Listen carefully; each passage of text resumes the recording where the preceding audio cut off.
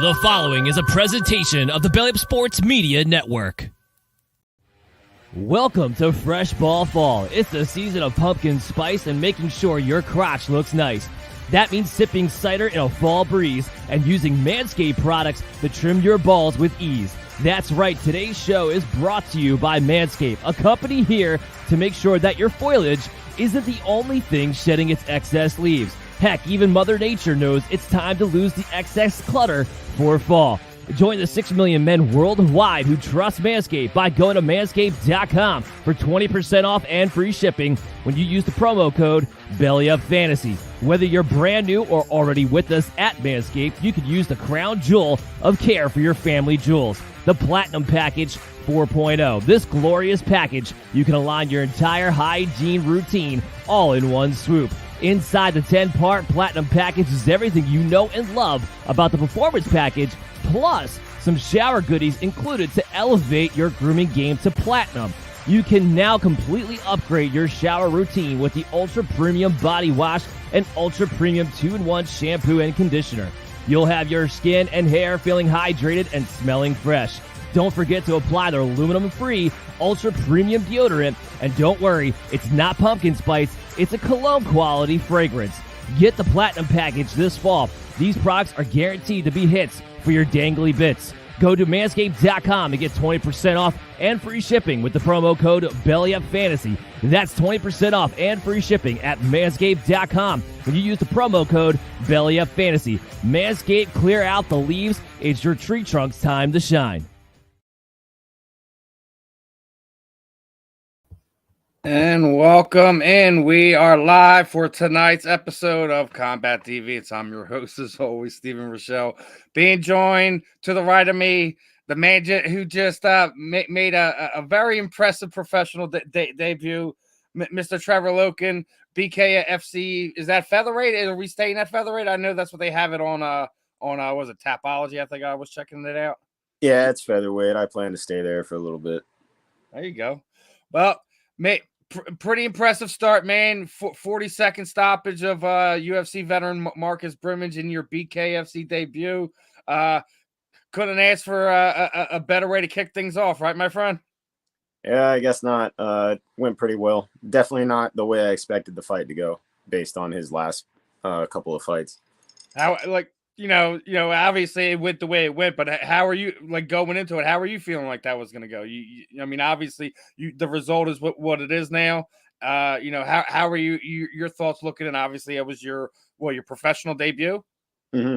So watching his previous fights, I expect him to be really elusive and not try to stand and strike with me as much as avoid and evade and land, pick his shots where he can. That's what he did during his last fight. I watched that.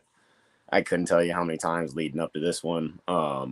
So we went in there thinking that I was going to have to be really meticulous about picking my shots, but he rushed right into me. And for the rest of the fight, I was able to just, throw and not have to worry.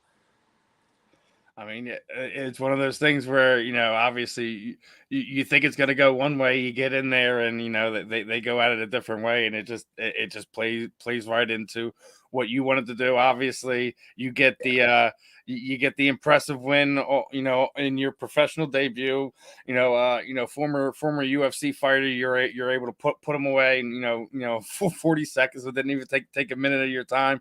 Obviously early in the year, are you looking to bang on Dave's door a little bit, or definitely. Are there other plans for your combat sports future outside of bare knuckle boxing? So I definitely want to get an MMA debut under my belt. But I emailed Dave today telling him, thanks for everything. Thanks for KO tonight. And I'm ready to get back in there as soon as possible. So, I mean, I'd like to get on the New Orleans card if I can, if they can find me an opponent, but I'm game to go as soon as possible.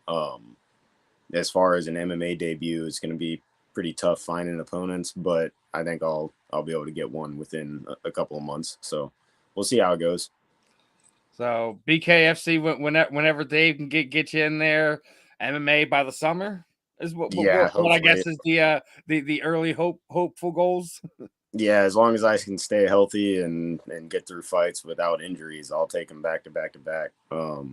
Luckily, this one I didn't break anything in my hands, and my face looks pretty good. So I'm gonna try to get back into it as quick as possible. My neck's still bothering me a little bit. I got punched in the throat actually, so I caught one or two like right in the voice box, and I got some swelling inside. It's kind of hard to swallow and all that, but I So think I'll be back to it. I guess we're not gonna be screaming at the Super Bowl Yeah, next Sunday.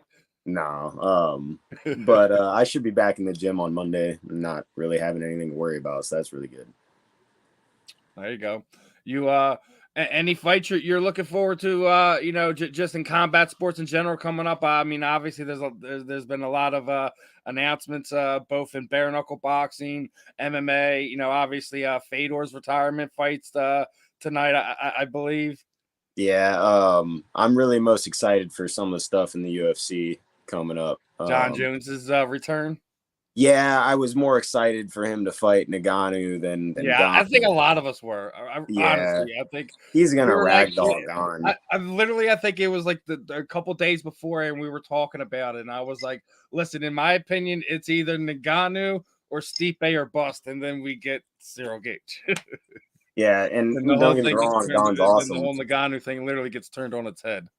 Yeah, Gon's awesome, but he doesn't. I don't think he holds a if Nagano is able to out wrestle you on a bum knee, I don't think you're gonna fare too well against John Jones. But you also have to think like remember what happened the first time John faced like that guy that was just as long as him, just as strong as him the first time he fought Gus.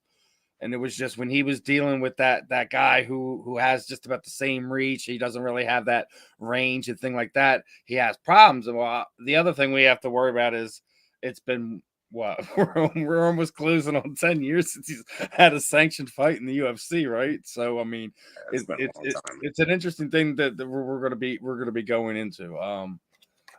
I mean, there's a lot of things, with fighters. Obviously we just seen the King of Rio himself, Mr. Jose Aldo, go into the UFC Hall of Fame. He was very excited about that.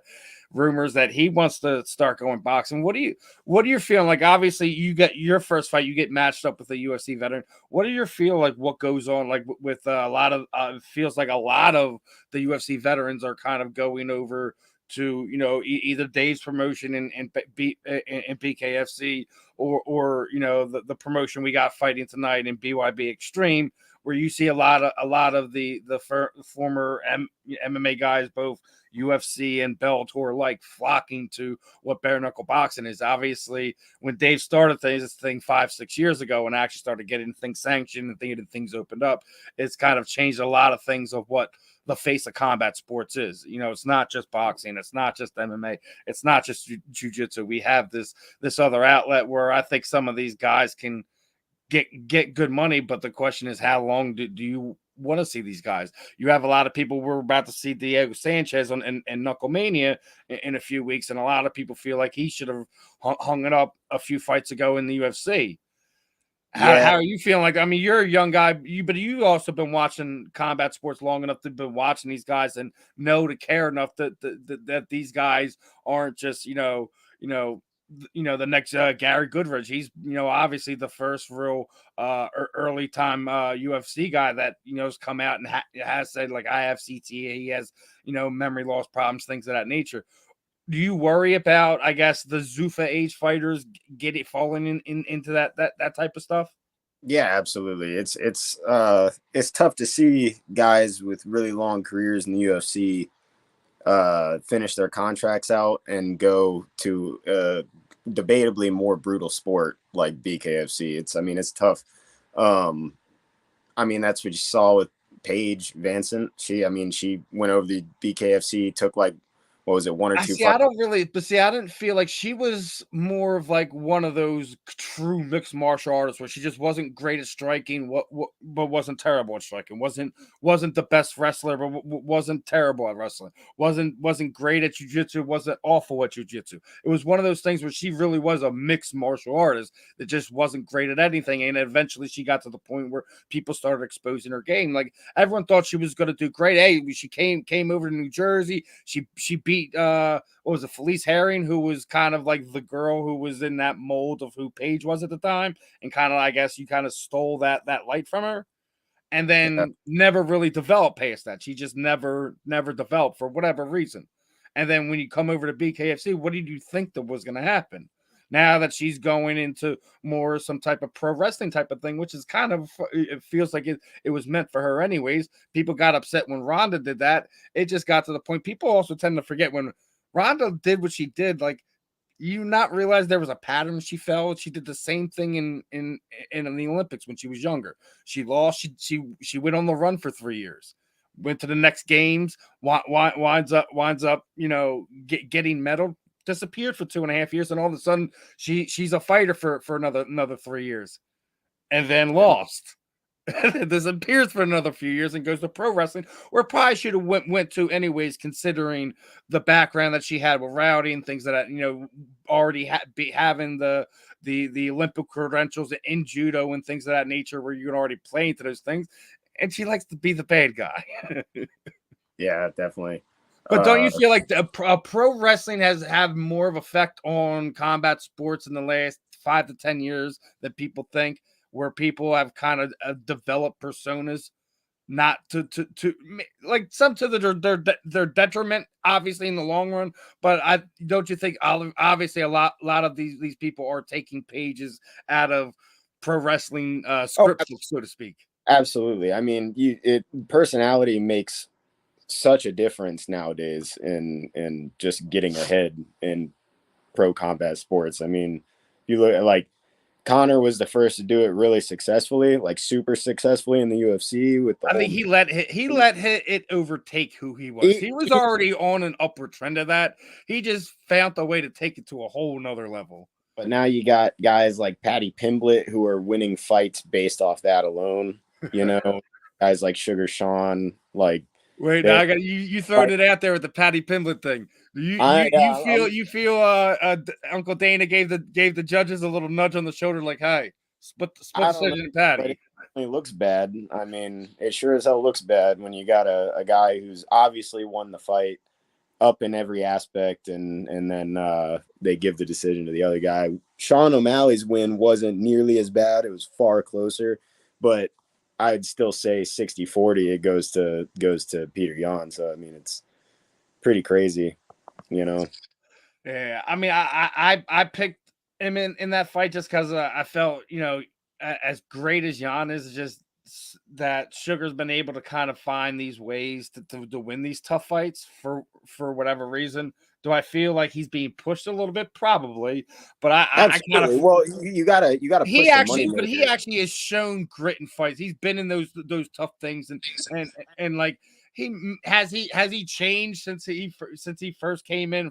Yeah, obviously, being where he is, being around the guys, those type of things rub off on people. But then we see the other side of it down there in Miami when you got Kobe. Yeah. Who is that is the model of how not to do it. Well, I mean, he saved his career doing it. You can't. Can you say that though? Has it? Yeah, because they were planning on cutting him. They were planning on getting rid of him, and he, develops this big egotistic, I'm the bad guy type of thing, and it gets people to want to watch his fights, whether they're rooting for him or not. If the ratings go up, even if more than half the people are rooting against them, the ratings are still going up.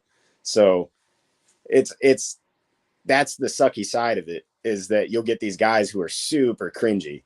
You don't want to watch them act the way they act. Is terrible, but it does bring a crowd. And so It's like there's a But good side. then you look over in BKFC where you have guys who are legitimately that guy. Yeah. They were meant to be in that sport. We already knew when Mike Perry came over, he was meant to be in bare knuckle boxing. Absolutely. As great or as good of a mixed martial artist was, as high as he's gone, he could only go so far in MMA with his skill set, what he has. The fact that when you have straight up TNT for hands, there's only one place you should be in the current climate of what we have in combat sports. Well, those are guys that everybody loves too. I mean, everybody loves somebody who's just a straight up banger. I mean, that's why we're talking about. We love those older Zuffa guys that kind of really made the UFC what it is, MMA what it is, etc.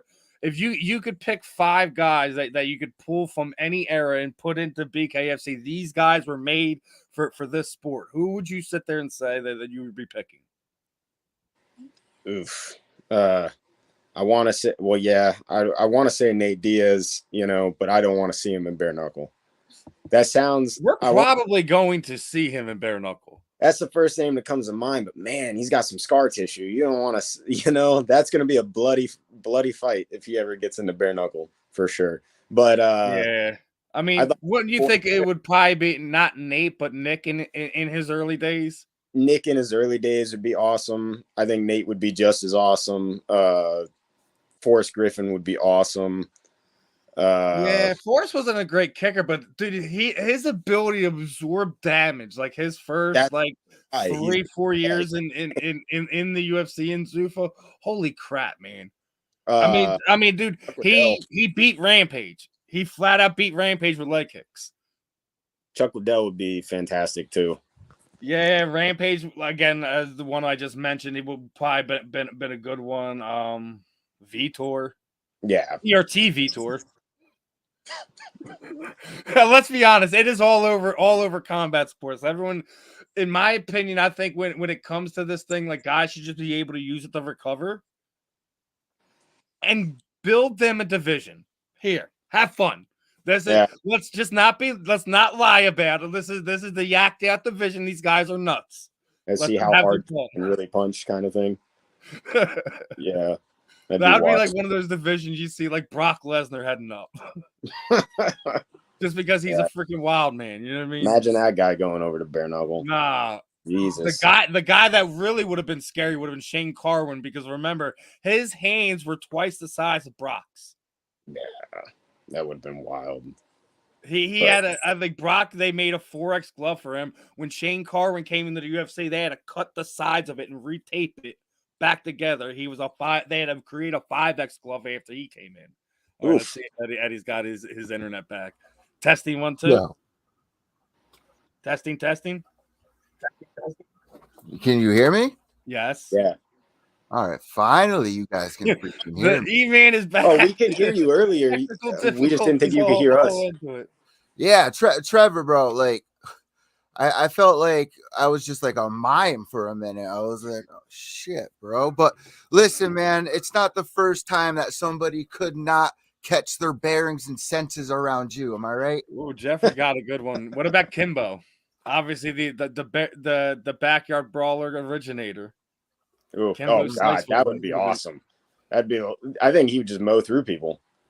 Man, if he would ever have gotten a gas tank, man, he probably would have had some problems. Let's be honest, Kimbo was a character, first and foremost, but was he absolutely terrifying? Did he have hands? Whoa. Here's the thing. They took Kimbo Slice, right? Brought him on the Ultimate Fighter season 10. Who's his first fight against? A seasoned veteran against Roy Nelson. And then they have him on the sidelines for the rest of the time, just trying to train. His knees are already bad. They can't choose who he fights, man.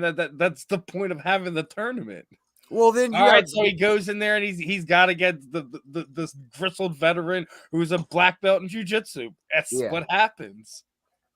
But on top of all of it, right?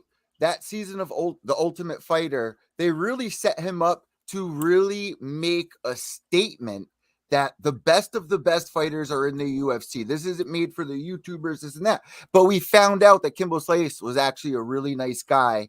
And sadly, up until the very last year of his life, people were tuning in. That's one of the biggest Bellator cards ever. The Shamrock Gracie rematch, and then the Data 5000 versus Kimbo ball show off. Let's see whose balls is bigger. Y'all remember that? Too. Kimbo and Data are about to whip their balls out at the press conference. I don't think I watched that. But man, listen, you guys are talking about who should go to the, BKFC. Yeah, I'm just hypotheticalizing because, obviously we've seen a whole lot of talent flip over, Well, it sounded like Trevor knew something. Trevor heard something. I just say, like, we were talking about it. Just I just wanted to see what his hypothetical potential BKFC roster would be. Well, you know what? He already put out a couple of names here, because after his fight and him saying that he's got crazy hands, tungsten hands, and steel chin. First off, what is that? Tungsten hands. What is that? Tungsten is the heaviest metal on Earth. Oh shit. All right. Yeah. It'd be like if we're talking Marvel, it'd be like vibranium or something. Vibranium, yeah. Tungsten's like the real world equivalent to vibranium or adamantium, you know what I'm saying?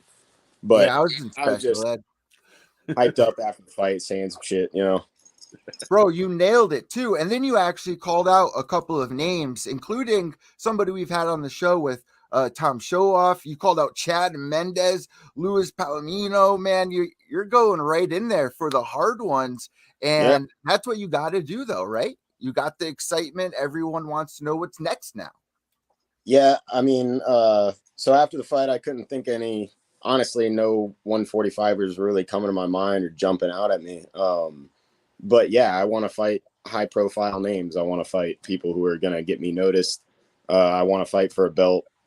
Obviously I'm not there to just play patty cake and get a paycheck. I'm there to be the best in the division, be the best in multiple divisions. I think I run through everybody, in my weight class easily.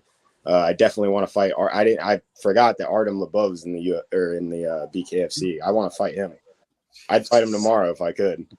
What is the beef with Artem? You just don't like who he is anymore? What is? No, I just think it's a great fight for me. I think he's a high profile name, and he's got experience, and he's been tested at the top level. Those are the guys I want to fight. When they offered me Marcus Brimage for a pro debut in BKFC, no less, I was like, hell yeah, let's go. Because it gives me, yeah, exactly. It's just adding to my my win column, and I want high profile names.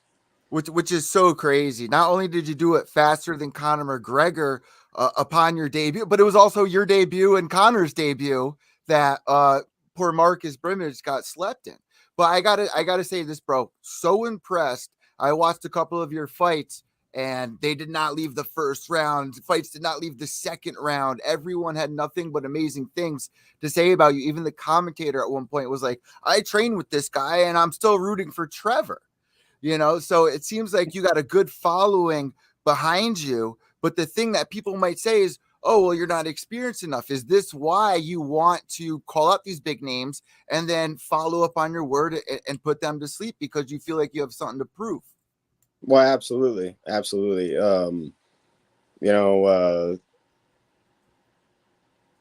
Building confidence isn't about like being all talk. It's you got to have an unquestionable list of evidence, and that's what I want my win column to be.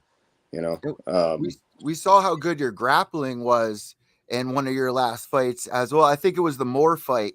As soon as he fucking exits and disengages with you, you just kept coming forward, and then you slept him, man. It's the type of fighter that Dana White and the people at BKFC and Scott Coker have their eyes on. So after your debut, did you have anybody reach out to you that you were kind of surprised that they noticed somebody like you on their debut? Not really. I mean, I liked all the attention on like the bare knuckle page, and there's a few things on Twitter, but no like super notable names in my DMs or anything. No ring girls? Hopefully there will be to come.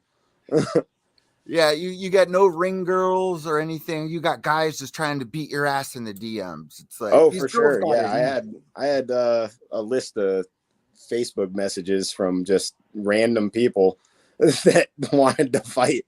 Guys who are 0-1 amateur sending me messages like, "I'll fight you any day," that kind of shit.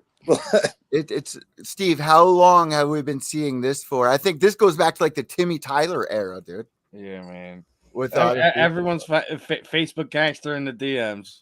Oh yeah. No, but I gotta ask, bro. You're wearing the backwards snapback, not the cowboy hat, though. What?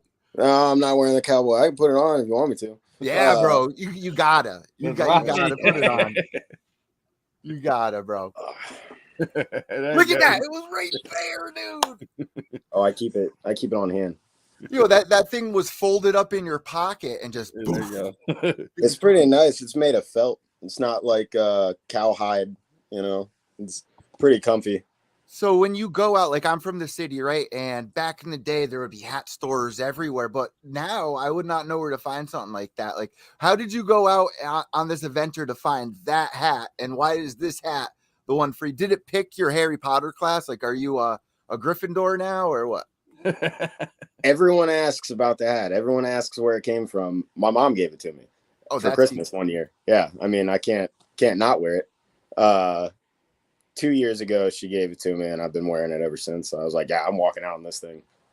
Usually moms don't get like good presents. They'll get you like bland, weird clothes. But one year my mom got me like a sick leather jacket. I was like, damn, mom, you pulling through on some Kelly Leak type shit over here. And then my rats tore the fucking thing up. Oh, a matter of fact, Steve, guess what happened last night? I caught the 2 wild rats in my room, and they escaped already. Listen, going back to the hat though, is this going to be like your thing? You know how guys have the mustaches. There's guys that have the beards. You go directly for the hat. Even after one of your fights, it didn't even take about 10 seconds for you to throw that thing on. Oh, I love my hat. I'm wearing it for every fight, for sure. It's not like a calling card. It's just I like it. It looks good. Well, it is a calling card because this day and age, especially over at BKFC, if you don't have face tattoos or a man bun, you got to have something, right? Everybody looks raw with their tats up the neck and everything. I can't even grow a mustache. It's terrible. Can't even grow facial hair. Well, even better for OnlyFans then, right, Steve? Oh, yeah. Everyone's doing it now. Might as well. Like, and see, that's the thing. Like, it's not just like I guess the fun female content creators. Like, you even look at like what some of the athletes are doing with it now. They're doing a lot more personal content on there for things of that nature, training clips, things of that nature. So everyone's finding a way to monetize their content in some way, shape, or form now. Oh yeah. Like even we had what was it, Miranda Maverick on? She auctions off all her training gear. I bet that's going to some freaks. It probably does. But, it definitely does. She signs it, whatever they buy it. It is what it is. If that's what they're doing for, whatever. She's selling it as autographed memorabilia. If some weirdo wants to use it for something else, that's on them. But she doesn't do it through OnlyFans. I think hers is like Patreon and her personal website or whatever. I got Or even see like even was it the girl Starling in BKFC? She has her own personal website too. Taylor Starling, or I think that's her name. Yeah, I know what you're talking about. So like everyone has their own line. You know what I mean? You know, we've had Jessica Borg on. She's one that has the OnlyFans, but also has her own website and TikTok and all that crazy nonsense. So it's like everyone does their own thing, does it their own way, what they're comfortable doing. Definitely. I mean, how we even seen it within the last few months. Was it the musician Iggy Azalea? She's got guts and an OnlyFans account now too. So it's just a matter of what everyone is comfortable doing within their own skin. I think everyone should find ways to you're a content creator, monetize yourself in whatever way you feel comfortable with. We were just talking about everyone creates their own persona, like in wrestling type ways. It's kind of built along them same lines. Yeah. That's the only thing I have a problem with what the WWE is doing now, where they just fired that girl for having like one of those sites, which I think is nonsense. Considering what was the Attitude Era built? What was the Attitude Era built on again? Forget. Tell me what it is. Oh, TNA. Got you. That's what was the Attitude Era was built on. It's crazy that the WWE would have a problem with that being especially who's running it, right? Like, come on, Hunter, what's up, dude? We have gifs of you telling the chicks to take off their tops in the middle of events. Stop playing with me. You think any one of the our combat sports I think CEOs, you think Feldman or Mike or Kelly would sit there like, hey, you guys, you can't do that. You got to go. You're fired. No, they're not going to do that. Guys, I got a genius idea though. But first, nothing was worse than when Paige made that porno video, and her man, who I will not say because he's within the MMA scene too, comes all over the belt, the World Wrestling Federation belt. That was crazy. But I have a genius idea for anyone on OnlyFans over at BKFC. You sign with Manscaped, right? Then you do a video and you shave it, and you do the Scott Taylor thing from South Park, and you sell it. Live on video. Trev Nasty shaves his balls. It'd be great. Exactly. I could wear just a cowboy hat over my groin, come out to OnlyFans. That's how I'm gonna make my money. Who's at the BYB weigh-ins in like a freaking coin pouch? I don't know. I haven't seen that. So listen, bro. 5-0 as an amateur, right? You come and make this debut over here. Is this what you really wanted to do, like going from mixed martial arts, or was this just a great opportunity for you that really worked out well that you're gonna stick with? But was it the original idea when you wanted to think about going pro? This was more of like a great opportunity that just arose. I've always wanted to do BKFC ever since it like became mainstream. I think my like natural, I guess like I'm equipped more naturally for it. Like I said, I got heavy hands and a stiff jaw, so it works well for me. But I definitely MMA is end goal for me. I want to be in the UFC. I want to be a top name. But ever since high school, I've wanted to do BKFC. Ever since I watched the movie Snatch when I was really little, I wanted to fight bare knuckle. But it's something that came along, and we saw that Andy Hall, who helped put on the show in Myrtle Beach, I saw him post about it, that they were going to do a show in Myrtle Beach, and I instantly commented on his message or on his post about it. And my coach messaged me saying, hey, if you really want to do BKFC, like, we'll get you in. And I messaged my brother who knew Andy from way back, and they just got things going and got me on the show. And I was so surprised with who they messaged me about fighting. I was just like, what the fuck? Hell yeah, let's fight. So backstage, like when you were finally there, right? No nerves or anything. Like, I'm sure nerves kicked in, but like you seem pretty calm walking out, and you seem just yourself, So I took like a big break, like 2 years, maybe like 2.5 years from fighting. I thought I was kind of done. I wasn't really going to pursue it anymore. And I took like a year and a half ago, I took my third amateur fight. At that one, I felt like leading up to it, maybe 5-15 minutes leading up to the fight, I started getting like really bad imposter syndrome, and I was like, feeling nervous about it, and smoked that kid. And then after that, I just haven't had any nerves at all about fighting. Like fighting Titus Moore, like nothing at all. I even turned to ask my brother if I should feel nervous or if that's a bad sign. This one, I think my coach was freaking out more than anyone else. Backstage, I was like, calm down, man. I'm good. I got this. But yeah, I didn't get any nerves at all before this one. It was really weird. I was really nervous leading up to weigh-ins. Once I was weighed in and got. Oh, and then Marcus does one of these with you. I was like, oh no, not the like. Oh, and I did find that weigh-in picture from BYB. Hold on. The real weigh-in. I was nervous about not making weight. Oh yeah, of course. But that's always the fight for me. Is that my fight is making weight. Once I make weight, everything else is cake. You keep bringing your brother's name up. Was your brother within mixed martial arts? Is your brother in combat sports? Yeah, he fought a long time before me. He was 9-2 or 10-2. But he's just somebody I've always had in my corner. He's the reason I got into fighting. So he's like pretty important part of it for me.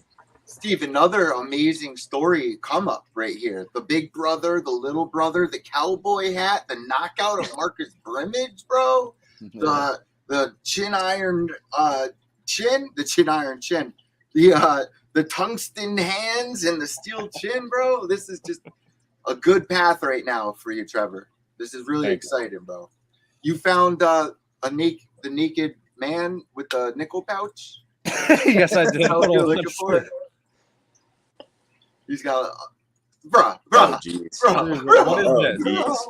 Someone tell me what this is. Oh man, it's a tunic. No, that's not. That looks like my character from Tony Hawk Underground, bro. That's what that looks like. Now, let's be clear to everyone. This is not normal weigh-in attire. Do you feel like this dude lost a bet or something? Like, what happened? If you square up to that guy at weigh-ins, are you more afraid or less afraid? Somebody like that. I'm doing a wide stance where like my hands this way. Like you got to keep like you're not getting nose to nose with me, bro. It's not happening. Not wearing that thing. Feel a chub poking you if you get too close to him. Bro. There's actually a fighter I interviewed a long time ago who lost a bet and had to wear the thong. Steve, who am I thinking of here? Dennis Hallman, bro. Yes, UFC 133, man. He ruined it for all the UFC fighters. He ruined sponsorship for all the UFC fighters. That man right there was a bad dude, bro. He beat Matt Hughes twice, bro. Beat Matt Hughes twice, dude. Styles make fights. That's all I gotta say. But then you beat Matt Hughes, but how do you lose a bet to being a thong? Like, what were you supposed to win from that? Where it was enough for you to be like, I'll put the thong on. All I remember was the training day sign on the front of it. I'm like, God help us. That was just and afterwards, Dana's in there. I had to give that kid more money for getting him out of there and getting him off TV. What'd you say, Trevor? That you got to be pretty confident in whatever you're betting on to make that kind of bet. Let me be honest. I like in high school or middle school, it started, everyone was doing wrestling, right? And you had to wear the onesies. I could never get myself to squeeze into one of those things. But the singlets? The singlets. What did I say? Onesie? Yeah, onesie. Dude, I still got all my high school singlets. I'd wear those to a weigh-in tomorrow. It'd be awesome. You should wear that in the wrestling singlets are cool. You can get designs put on them, whatever. Yeah, I got like 8 of those things. I think I got a real NC State one kicking around here somewhere. But they're pretty legit. I'd wear a singlet to go weigh in. Oh my goodness, bro! What do you think? Speaking of wrestling, what do you think about Iowa State and Penn State? They're freaking. Neither one of them lost matches until recently, up until against themselves, and I think like they've beaten just about everyone else over the last 3 years. I haven't been following it. I gotta watch it. I haven't been following college wrestling for a couple of years now. You know what? I gotta say something here. Who's the number one guy for wrestling? He just got the contract, like 7. Bo Jackson, or not Bo Jackson? Bo Nickel. Bo Nickel. I got some Bo Jacksons over here. Bo Nickel. Here's what I have against Bo Nickel. He has come out and he said that he uses steroids, right? But apparently in jiu-jitsu, there's no issue with that. I don't think there's no testing. There's no testing. Yeah, there's no testing. But if he's in the pool now, he has to be tested by USADA. There's no way he's doing. He's had to have been in the pool for at least 2 fights, so he's had to have been in the testing pool for at least 3 months. He comes out and he said it, like, I've used steroids. Like, me and Trevor were just talking about this, man. Probably not. Me and you talked about this in the past. Just give them a juice division and let them go. You know what I mean? I don't like it. I don't agree with it in combat sports. You know, like it'd be crazy to see its own division. Like if you know you allowed it. I mean, we did basically have that in the TRT Yeah. era. It was 205 in heavyweight and middleweight. Like I think of it like Mike Tyson said. If you're doing, you know, it's different in every other sport, right? Like you're playing basketball. Well, that's like one of these things that we were just talking about. I think for the most 90% of the time, people are using it as in the recovery process, not to get, you know, they don't want to be looking like these old bulky bodybuilders. They're not trying to do that. Yeah. I think these fighters are doing what I'm sitting there saying is when you're freaking knocked from you know doing 3 a days and you want to get your body back up to being able to go train at the rate you want to do. That's when you see a lot of these guys do it. They're not doing it to be bigger or stronger, to knock you out 100 times. No, they're doing it to recover. Yeah. I remember and anyone who's paid attention to what's going on in the UFC over the past 2 years, you've seen fighters get out of the pool during injuries. For what reason? For what reason, I ask? Recovery. We all know what it's for. And it should be allowed for that recovery process, especially with major injury, with a blown knee, a broken bone, something like that. Like I agree, there should be absolute transparency when it comes to it. There's definitely a line you can't cross when it comes to combat sports, especially in MMA and boxing and things of that nature. But the problem with it is that they would have to they'd have to make like a time frame in which they'd have to sit out longer, because I say you injured something, right? And you were taking, you know, whatever steroid you wanted to take to help with recovery process. They'd have to elongate the period in which that they like stay out of combat sports until they're brought back. Like once they've tested clean, I agree. And a lot of fighters do that. A lot of fighters. Well, no, isn't Conor McGregor kind of the poster child of that right now? Didn't TJ Dillashaw do that initially when he blew, you know, after Conor did it, because he just seen what happened when with Conor, so he's just doing the same thing now. But the problem was TJ was already tainted before that. That's TJ's problem. I mean, Conor's definitely on it, right? Oh, without that. He said he was like 360. As soon as he broke his leg, I already knew what was going to happen. And then you already seen him looking like he ate like his kid brother or something like that. Yeah, he looks and like. And then you already know he's bulking up because he was just in shot the role that he had in Roadhouse, which he probably needed to look bigger for. He definitely, he was definitely juicing for that. Like it's like it doesn't take a rocket scientist to figure this out. And I agree with you. He should have to wait an additional 6 months before he can even apply. Yeah, before because he was on it. We know he was on it. They were talking. You know how the UFC goes. They'll go by the book. Oh, he's 3 months. 3 months. He's had 3 tests. He's good to go. Yeah, I smell a picogram. But listen. Back in the day, I just want to say this, and I got one more question, more of a prediction. My school back in the day, one of the top football schools, the kids went down to Mexico. They brought D-ball back up, passing around in math class, history class. Dude, my boy got caught all over the news. They got busted. It was like one of the biggest busts in Connecticut for steroid use. And they really cracked down on like high school kids taking steroids. Did you guys have kids taking steroids in high school when you guys were in high school? Not that I knew of, but they're definitely doing it now with all the trend. Yeah. You know what I'm saying? Like, all I've been seeing on my own Snapchat, you know, people who are still in high school that are on that shit. It's crazy. It's that stuff really took off recently. Really, so like, I'm how sure it's old are you? now. 43? They're like, I'm 17. Damn. We had this one kid, Mark Toney, and he was 300 pounds, middle linebacker, going bald already. Fattest kid in school, right? His girlfriend breaks up, tells everyone he's got a little wiener.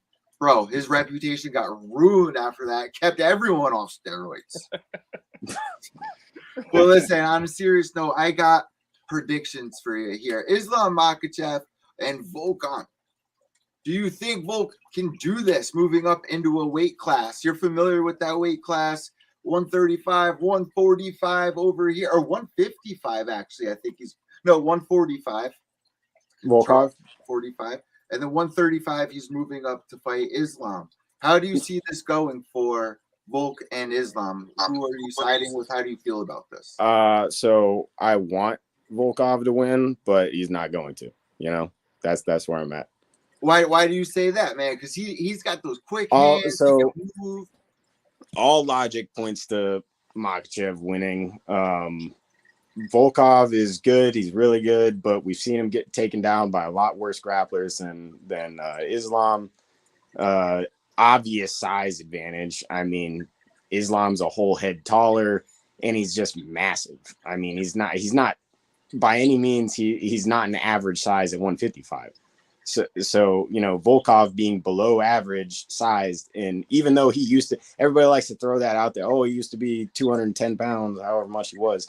But that doesn't really matter when you don't weigh that anymore. You're already a small fighter for 145, and now you're moving up to 155. And yeah, you can do all the right things to get your body to where you're, cutting to 55 like you should be. And you can be just as strong and everything. But if you don't have the sheer size advantage, that's a really big thing.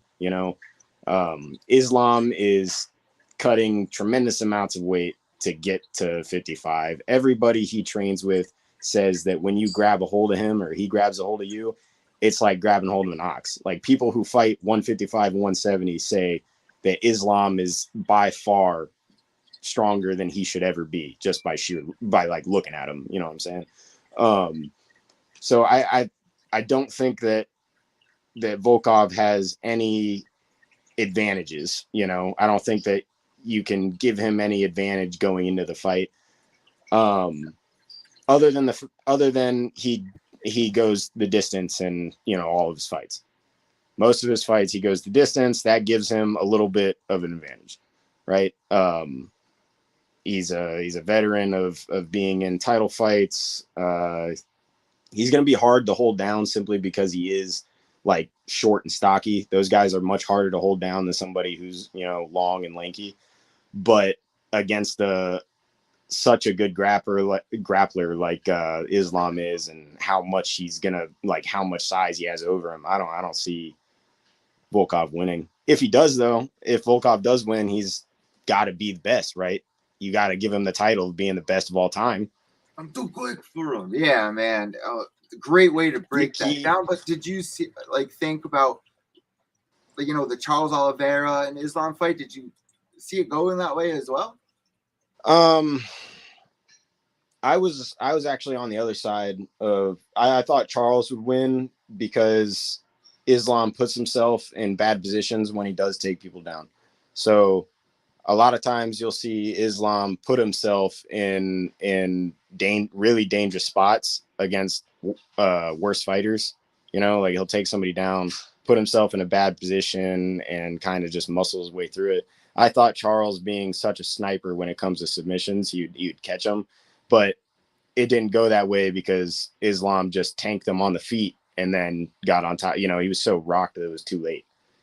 But when Islam got him down, at first in the early parts of the fight, Charles was defending with grappling amazingly. He kept him at bay, wasn't able to hit him. It was really good. So I didn't expect Islam to win that fight, but after he won that fight and seeing how he won it, I don't see how Volkov gets through that. Hot take. You think he's going to be champ at the end of the year going into 2024? Islam, yeah. Yeah, I think Islam retains the title. If Volkov wins, hats off to him, because holy shit. And I do like the way he's been responding to questions about it. Whenever somebody brings it up to him, he's like, keep the energy. Say he's, as good as he is, because when I beat him, it's going to be that much sweeter. I think that's awesome. And I think that he's, taking one of the biggest risks you can take as a champion is moving up a weight class and trying to do it twice. So hats off to him. And if he wins, he's definitely the featherweight GOAT. You know? Now, clip for tonight, we have Israel Adesanya, Alex Pereira going in for the rematch. What's your prediction here, Trevor? Pereira wins. He wins again. Yeah, I think he's just in his head. I think he's in Adesanya's head. You know, like it depends. It depends, because if Adesanya just sucks it up and quits trying to play the fucking dick measuring game. Sorry for my language. Ain't no censor bar on here. God. Yeah, if he doesn't decide you better to make, show up in a dime suit if you want to do that measurement game. he showed that he was able to take him down and hold him down in the last fight. And in the last 2 rounds, he decided not to do that because he wanted to win on his feet. Like, that's why you lost, is because you decided not to grapple with the guy when you were winning. You decided to not play it safe, and you got knocked the fuck out. He started worrying what people were thinking, because everyone, he beat you in kickboxing and then you out grappled him in MMA. You didn't want to this ain't kickboxing. He didn't want to hear that. Exactly. And like Trevor said, he wanted to play the dick measuring game. My strike is better than yours. My strike is better. Oh wait, I just got knocked out. Your striking is not better than his because he beat you twice in kickboxing. Like he's already proven that. Why are you gonna play that game with a guy who's way bigger than you? You know, take him down, sit on his back, do whatever you have to do, win the last 2 rounds and go home. But he didn't do that. He wanted to make it a damn dick measuring contest, and he got his shit. And speaking of dick measuring contest, we got a big one for BKFC coming in the next few weeks. Richmond, Hunt, they've been at each other's throats, both in the ring, outside the ring, at press conferences. It's going to be really interesting to finally see them in a ring fighting for a BKFC title. What do you think we're going to see when them two get in there? I don't know. I'd have to go back and watch all their previous fights. I don't know enough about them to comment on it. I'll just look like a jackass. He's like, you know what? I'm gonna stay out of this one. It's gonna be a fun fight. Yeah, I got no idea, to be honest. It's all right, Eddie. Last one before we go, brother. All right, last one. When are we going to be back in there for a fight? Obviously, a cliche question, but after what you've done and the entertainment that you've put on, man, I ain't going to a movie theater. I'm going to watch BKFC next time you're on a card, man, especially with the names you called out. That's a cast right there. So when do you think you're going to be back in there for us? It's whenever they give me a fight, man. Like I said, I messaged them this morning, thanking them and letting them know that I'm game and rearing whenever they want me. So I think I put on a performance that's exactly what they're looking for, and hopefully they run with it and get me more fights. You know, man, I want to fight as many times as I can this year. We wish nothing but the best for you, man. You got everything that BKFC looks for. All the other organizations are jealous right now. You're young, you're healthy, you are blooming right now, and you made your debut knocking out somebody that Conor McGregor knocked out quicker. And both of you guys making the debut. I love that. You should just start taking out all of Conor McGregor's opponents, man. Well, he said he wanted Artem, so I mean, I want UFC veterans. You know, they can call me the veteran killer. That's what I want. That would be cool to see Artem and Trevor, but I'd really love to see Tom and Trevor. That would be. I'd like that too. We have a lot of the same build, I think, me and Tom. So that would be fun. Don't eat his cupcakes. If he shows up at the weigh-ins with cupcakes, I gave him the idea to poison them. So don't eat. Oh them. Shit! He puts laxatives in them. Yeah. It's fucked up. He put 1 gram of pee, so a picogram. Yeah. All right, Steve. You know what? Yeah. Well, like I know it's your first time on with us, but what we typically do is when we wrap things up is kind of throw the proverbial microphone over to you, Trevor. Anyone you would like to thank, training partners, teammates, shoot out them social media sites, let everyone know where to follow the comings and goings with you. Anything you're doing outside of the ring or octagon, you'd like the people know. The time is yours, my friend. Yeah. Thank you to Battleborn, BJJ, and MMA definitely for taking me in and helping me out, getting me ready for the fights. definitely pop over there if you're looking to, just get in shape or develop some jiu-jitsu, whatever you want to do. They got the guys for it. They got the coaches for it. Kelly Anderson, fucking awesome, man. Awesome coach. Cam Sandoval and Brady and all the guys over at Battleborn. I just, I can't be more thankful. Thanks to Trevor Hayes at Hometown Martial Arts. He's a great coach. He's helped me out ever since I was little. Him and my brother were best friends, training partners. He, anytime I needed work, he was there for me, mitts, anything. And thanks to all the guys over at Gracie Raleigh. I know I haven't been there in a little while, but they helped me a lot too. So that's really it. All right, my friend. Well, really appreciate the time. Obviously, hopefully you get something lined up. You forgot to thank your mom for your hat, bro. I thank her every day for this hat, man. But again, appreciate the time, my friend. Hopefully we can get you on here prior to the next fight. Hopefully it's in the next couple months, so you don't have to wait around too much longer. Get your MMA debut going, things of that nature. And best of skill. What happens from now to then, either way, my friend. Absolutely. Thanks for having me on, guys. It's always a pleasure. Appreciate the time, my friend. All right, I'll see y'all. All right, everyone. That was Trevor Loken. He was one of these young guns coming up here in the combat sports world. Definitely wanted to touch base with him after an impressive showing in his debut, January 27th there at BKFC 35.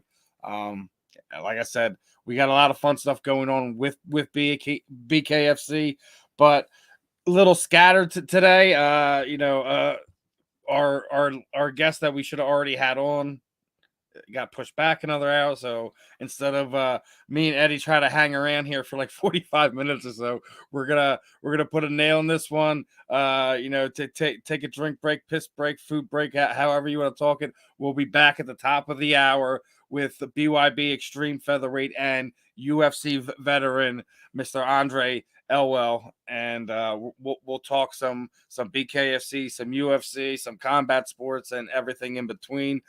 But this episode was brought to you by Manscaped, and we're going to wrap it up with a few words from our sponsor. We have breaking news. Manscaped now sells beard products. That's right. They are once again revolutionizing men's grooming with the brand new Beard Hedger Pro Kit. From a beard trim to a fresh shave, the technology behind the Beard Hedger Pro Kit allows you to shape your signature beard look. Now you can finally use Manscaped products to make your drapes match your carpet by going to manscaped.com and using the promo code BELLYUPFANTASY for 20% off and free shipping. It's time to tame your mane. No one likes a weird beard, so say goodbye to all your stubble and trouble with Manscaped Pro Beard Kit. It all starts with the Beard Hedger. This thing is a juggernaut of fixing faces. First off, this cordless trimmer has a rotary wheel that gives you 20 hair cutting lengths, all with one guard, so no more messy drawers full of extra add-ons. That's right, face grooming doesn't need to be hard. Get 20 different beard lengths in just one guard. Plus, it's waterproof, so you can shave in the shower to avoid all that hair in the sink. The titanium-coated T-blade is tough on hair but smooth on your face, leading to single-stroke efficiency that brings satisfaction one stroke at a time. So make sure you get 20% off and free shipping when you go to manscaped.com by using the promo code BELLYUPFANTASY. Once again, that's 20% off and free shipping when you use the promo code BELLYUPFANTASY at manscaped.com.